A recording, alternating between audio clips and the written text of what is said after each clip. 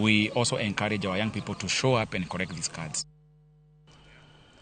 Oganda Buora oyuoro e chenro mar thieth maonge chudo mobagi kod laktar Joseph Oluoch kod kambi mar Royal Media Services kachiel kod josir lwedo mamoko e skul sekondar Masawa Gongo e kar chung'od bura Magema kaka achiel kuom yore mag chwalo thieth ne jopiny e kor gwenge. Chenro no mokelo kanyakla jolendo mag Royal Media Services kod jolony e weche mag thieth nochakore okinyi ma kawuono kendo jopiny dhi nyime gi yudo thieth ne tuoche kaka malaria, pima mar tuo sukari kata tuo mar kansa e kind tuoche mamoko.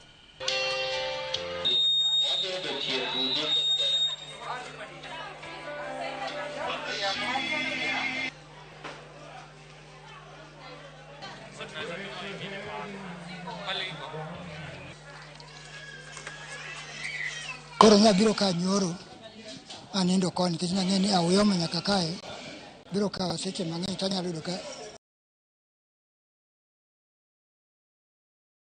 tiyo gimoro amora thiedha maber. Aseyudo thieth kata yien osemiya man ng'ama damana adok dala tan gi yien madhi konyo ngimana.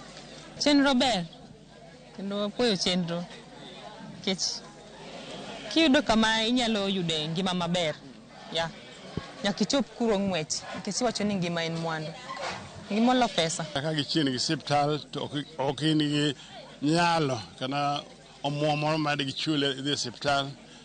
Ka gidhi siptal titimo ni gik moko gihero omiyo samoro kama kwatimo kama dichiel e higa to wakonyo ji mathoth kaka joma oti ma koro wange gi ine kitito wange bi ok nen maber ok nyal somo muma kata somo newspaper koro kwa miyi ok nyal somo gazet koro kiyudo glass mar somo nono mano nyalo konyi mokadho ne gikonyo maber kendo higa ni be wariwre kodgi gisenyiso gik mabeyo mang'eny ma gisejo piny kaka onego gikonyre e wach mar thieth omiyo ji mang'eny biro kae nikech giwinjo wachno kuom Royal Media kama. En safar mar ariyo ma Kenya Medical Association Royal Media Services kamuting'o Ramogi Radio kachiel kod Ramogi TV kod Dr. Luoch wabiro kanyakla mondo wakel weche mag thieth manono wacho kata ni free medical camp.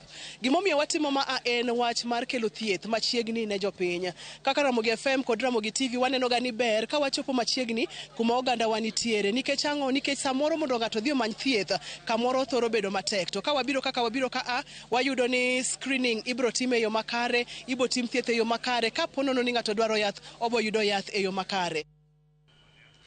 Jodak e kaunti ma Laikipia okwa mondo sir chenro mag piny owacho mar mondo gimed yudo dongruok. Kwayo makama ochwal negi gi jaod bura mawuok e kaunti no ka imedo jiwgi ni gisir piny owacho ni siro piny owacho nitiere gi ber mathoth moloyo bedo e kweth mapingo piny owacho.